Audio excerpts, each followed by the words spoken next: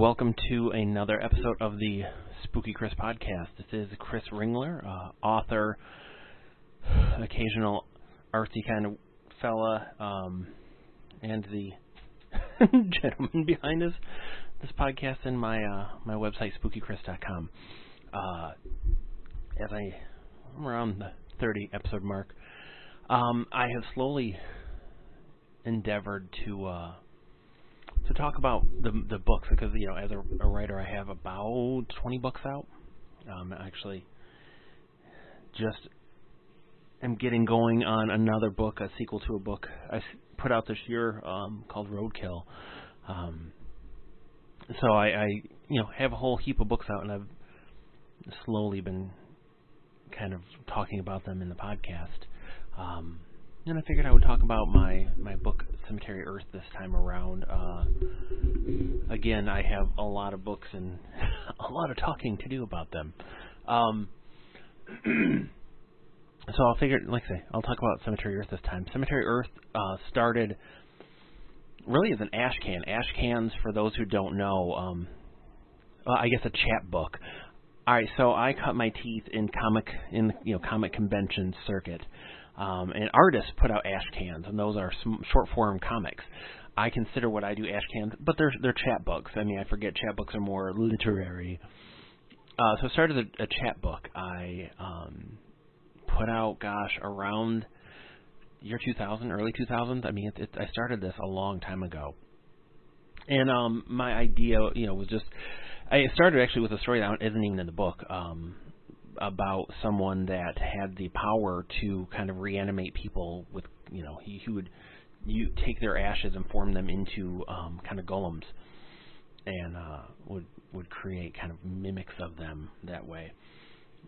And after that, I love zombies. I love horror, but I love zombies, and I love Living Dead movies.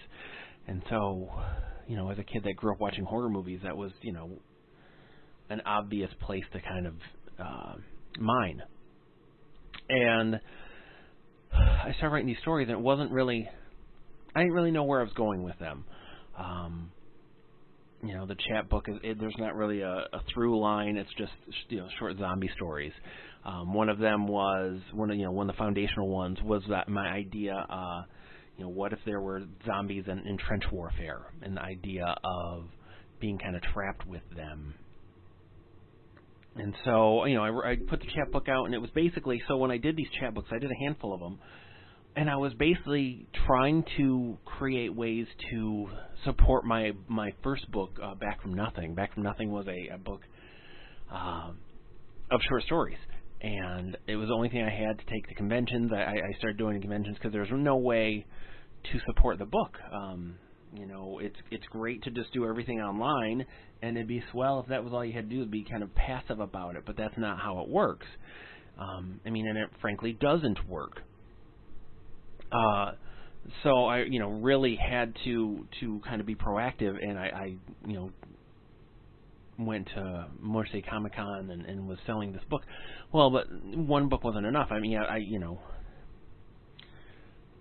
I've seen it work for someone, but it was a thin, book of short stories, and I was a nobody. I'm still a nobody, but so I put these chapbooks together as another means to promote myself and my writing, and it was another way to make a buck or two. And again, it's basically everything was to serve that first book, Back from Nothing. So that's kind of where Cemetery Earth started. So I didn't really do anything with it for years and years, and then I started kind of fooling around with it more, writing short stories and working on a little more and kind of fleshing it out. So you're talking 19, no, let's see. I put, 19 years. It was about 10 or more years. I'm trying to think when I put Cemetery Earth out. It was, 10, 12, like in 2010 to 2012, something like that. I'd have to look again, which is funny again. The wonder that my memory is so poor, and I put out enough books that I'm not sure when I put the darn thing out. So you'll forgive me that. But it was a long process, again, because I just, it wasn't something I was worried about. But I thought, I liked writing these stories and stuff. And once, in 2009, once I realized that self-publishing was more of a thing and that I had the ability to kind of control my fate, it kind of allowed me to revisit projects and to revisit ideas and to really pick up threads that I'd let go of because, I would, kept writing stories and kept being interested in stuff, but without kind of an outlet to do, something, and without something to do with all of this, it didn't mean as much. It didn't have it was kind of like an arrow without a direction. Like it just was kind of going, but it wasn't going anywhere. So I kind of put everything together that I had, and I started kind of creating a narrative. And to me, I consider Cemetery Earth a novel of short stories. There's a main character named Hunter, and he is the focus of the book. And he is a 10-year-old with a very tragic background who's trying to survive the end of the world, and kind of find his way forward. And the book isn't just about him, but he is the through line. And that's what I felt I needed, is I didn't want to just have a collection of these stories. But I tried to experiment, I tried to have fun with it. My idea for the book itself was the idea that the earth had been soaked in so much blood over the course of human history that it had, Mother Nature, for lack of a better term, had developed a taste for it.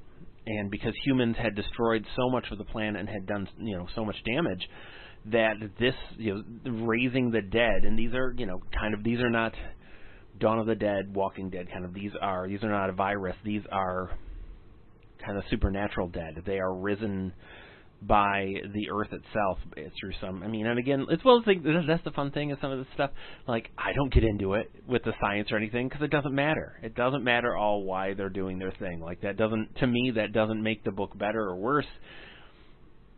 I don't need to know exactly how a TIE fighter flies, and I know that there's stuff out there that tells you why, and there's reasons and this and that.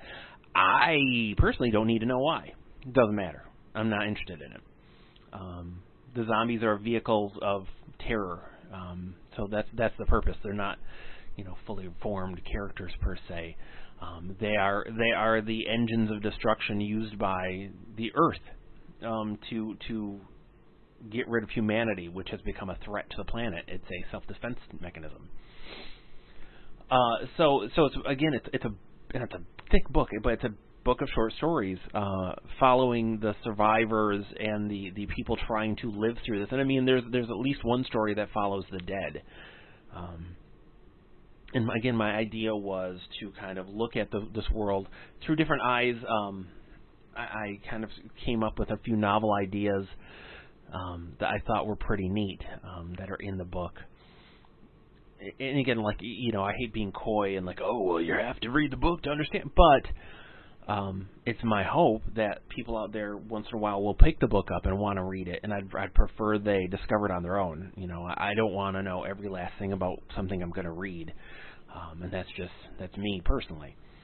I love the book though, because I really like Hunter. I like his companion that he comes across. I like some of the things in there. I like the idea of kind of supernatural zombies. And again, it's not like they're have any powers per se, but they're these just kind of engines of destruction. That's what they are. That's the purpose they serve. And I like that. I like that that's what all they are. That's all they need to be.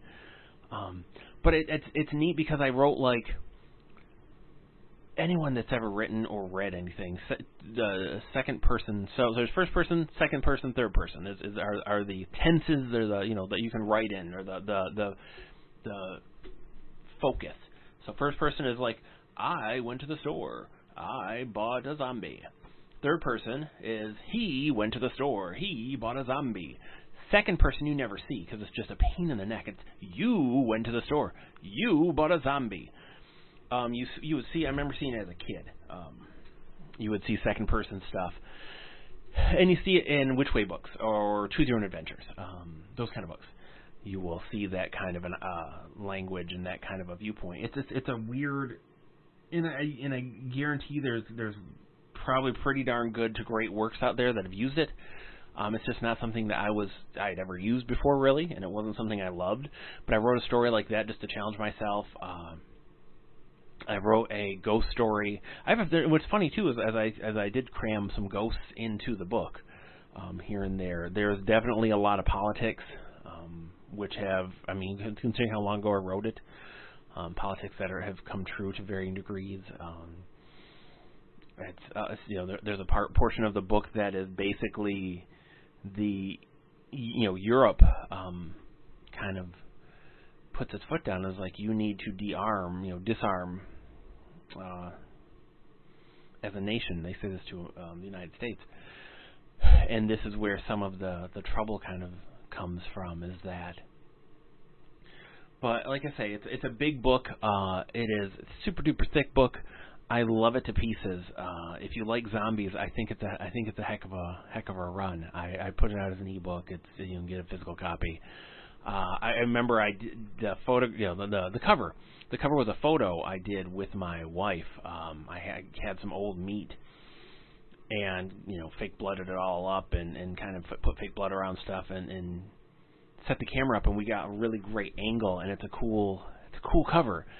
I knew a guy who was an artist, and he was like, "Oh, cool, can I fool around with it?" So he went in and he went over everything with Prisma pen markers, and that just really, I love the initial photo we did. I think it's great. I think it would have worked on its own. I think it could have used maybe some filter stuff. But what this guy, Lauren, did with the cover is fantastic. He nailed it, and it wouldn't have the same look or feel as without that cover he did, without the kind of the remix. It's cool because I know an artist named David Hansen, who did an art piece and gave it to me based on the book, and I love that. Like, I don't really have fans. I don't really have a fan base per se, but once in a while it's pretty neato when that kind of stuff happens. I definitely appreciate it, and I get a lot out of that. It means a lot to me. But yeah, Cemetery Earth is several hundred pages long. It's about 15 to. Gosh, it's funny I say all these things. It's a random number priced book. Here, I'll go back. I'll tell you how much the book is as I look things up. It's a $17 book. Truly, and again, it's funny too. I forget. So as I was writing everything, because again, I kind of had an idea to do this as a book. And when I was starting to work on it way back in the earlier part of the 2000s, zombies were a big deal. Shaun of the Dead and everything. But I kind of foresaw, I was like, this isn't going to last. And you don't want to be the last person out of the gate with your story about something that's kind of faddish at the time. Like, you don't want to be the last guy writing the vampire story when the last Twilight movie is coming out, when the fad is over. Because it's not going to get a chance. Everybody's like, yeah, cool, we read this, saw this, we're over it. But the thing is that, so I waited all these years, and zombies never went away.